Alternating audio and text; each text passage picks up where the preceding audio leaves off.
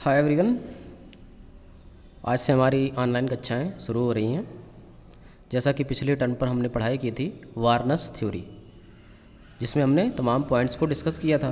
तो आज हम उसके आगे चलेंगे और देखेंगे कि किसी भी कोऑर्डिनेशन कंपाउंड में संकरण को कैसे ज्ञात करते हैं, उसका चुंबकीय गुण क्या है और उसकी स्पिन क्या है, लो स्पिन है या हाई स्पिन है। तो स्टूडेंट, सबसे पहले हम बात करेंगे कुछ लिगेंडों की, जिसमें लिगेंड टू टाइप्स के हो जाएंगे, परबल लिगेंड और दुर्बल लिगेंड। इसमें हमने क्लासिफाइड कर दिया है। परबल लिगेंड में आपका CO CN minus NO2 minus ethylene diamine NH3 यानी कि अमोनिया और प्रिडीन है।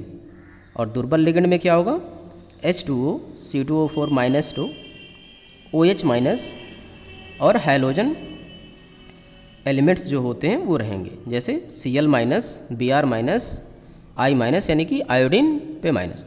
तो स्टूडेंट, अगर किसी भी कोऑर्डिनेशन कंपाउंड में हमें संकरण ज्ञात करना है तो सबसे पहले क्या करेंगे, जैसे मान लीजिए कि यहाँ पर एक एग्जांपल हमने लिख लिया कि K4FiCN ऑफ होल 6 यानी कि पोटेशियम हेक्सासाइनो फेरेट सेकेंड।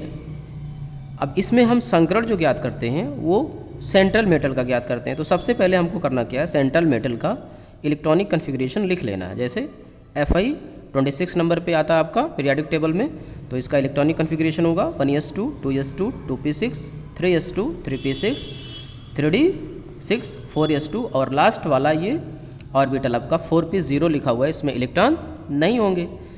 अब हमको ये देखना है कि हमारा जो Fe है सेंट्रल मेटल वो K4FiCN ऑफ होल 6 में किस वैलेंसी में है, ये इसकी ऑक्सीडेशन नंबर क्या है।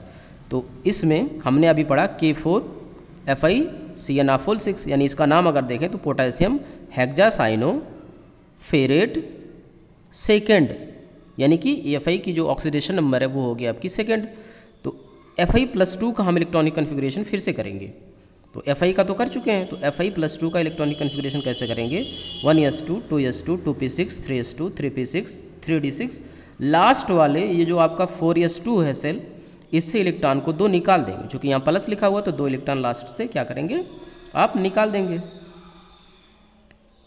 और 4p आपका 0 होगा। तो इस तरह से हमने यहाँ शो किया। 3d6 में 3d में आपके 6 इलेक्ट्रॉन होंगे, 4s में 0 हो जाएंगे और 4p में भी 0 हो जाएंगे। अब यहाँ Cn जो कि क्या है, एक परबल लिगेंड है, हमने यहाँ क्लासीफाई कर दिया। अब इसका रोल आ जाएगा कि परबल लिगेंड और दुर्बल लिगेंड आखिर होते क्या, उनका इसमें रोल क्या होता है। तो स्टूडेंट, क्या होगा कि Cn की उपस्थिति के कारण क्या होगा, इसमें जो ये स्पिन है यानी कि इलेक्ट्रॉन हुंड के नियम से भरे जाते हैं, तो हुंड के नियम से हमने भर दिया। लेकिन ये Cn जो है एक परबल लिगेंड है, ये इस कंपाउंड में प्रेजेंट है।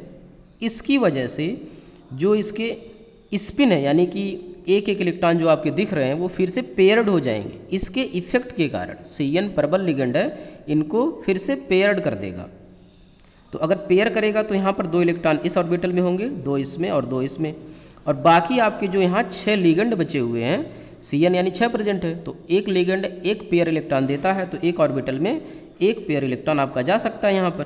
तो एक Cn यहाँ लिख दिया, एक Cn यहाँ लिखा, एक Cn यहाँ, और इस तरह से 6 Cn इसमें हम क्या करेंगे, लिख देंगे। 6 Cn लिखने का मतलब है कि जो 6 आपके Cn है, 6 Cn है, वो एक एक पेयर इलेक्ट्रॉन डोनेट करेंगे, तो इन्हीं ऑर्बिटलों में आके भर जाएगा। ठीक है, तो इसमें संकरण को कैसे ज्ञात करेंगे, इसमें हाइब्रिडाइजेशन क्या हुआ, तो आपका होगा, देखिए यहाँ पर 2 हमने क्या लिया, D का लिया, 1 S का लिया और 3 P का लिया हुआ। तो इस तरह से इसमें हाइब्रिडाइजेशन जो होगा आपका वो होगा D2sp3। क्या होगा, D2sp3।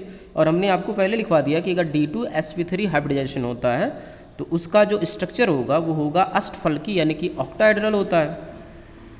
अब इसमें चुंबकीय गुण देखते हैं, यानी कि मैग्नेटिक प्रॉपर्टी क्या होगी, तो चुंबकीय गुण होगा इसका पैरामैग्नेटिक यानी कि प्रतिचुंबकीय। क्यों, क्योंकि इसमें हमने डी ब्लॉक जो पढ़ाया था उसमें बताया था कि अगर किसी भी डी ऑर्बिटल में एक एक इलेक्ट्रॉन यानी कि अनपेयर्ड इलेक्ट्रॉन होते हैं तो वह चुंबकीय क्षेत्र में क्या होता है, आकर्षित होता है, तो अनुचुंबकीय होगा। लेकिन इसमें तो क्या है, 2 इलेक्ट्रॉन 2 इलेक्ट्रॉन 2 इलेक्ट्रॉन, सब में 2 इलेक्ट्रॉन यानी कि पेयर्ड इलेक्ट्रॉन है। तो इस वजह से इसे चुंबकीय क्षेत्र में अगर रखते हैं आप तो क्या करेगा, ये रिपल्शन फोर्स इसके ऊपर इफेक्टिव होगा। तो इस तरह से ये क्या होगा, आपका प्रतिचुंबकीय होगा। ठीक है, अब बात करते हैं कि इसका स्पिन क्या होगा, चक्रण। तो ये लो स्पिन है। लो स्पिन कंपाउंड क्यों है? क्योंकि इसमें मैक्सिमम जो इलेक्ट्रॉन है स्टूडेंट वो क्या है, फील्ड है, यानी कि पेयर्ड में है। अगर अनपेयर्ड होते तो उसको हम हाई स्पिन कहते हैं। अगर यहाँ बात करें, यहाँ पर देखिए एक एक इलेक्ट्रॉन सब में है, तो यहाँ पर अगर देखेंगे तो ये हाई स्पिन में है, लेकिन Cn के प्रेजेंस में क्या हो रहा है, ये फिर से पेयर्ड हो जा रहा है। तो ओवरऑल ये आपका क्या होगा, लो स्पिन होगा, यानी कि निम्न चक्रण होगा। अब इस तरह से यहाँ पर हमने उसका स्ट्रक्चर ड्रॉ कर दिया। तो इसी तरह से अभी हम होमवर्क देंगे तो उसको भी आपको करना है। Okay, thank you.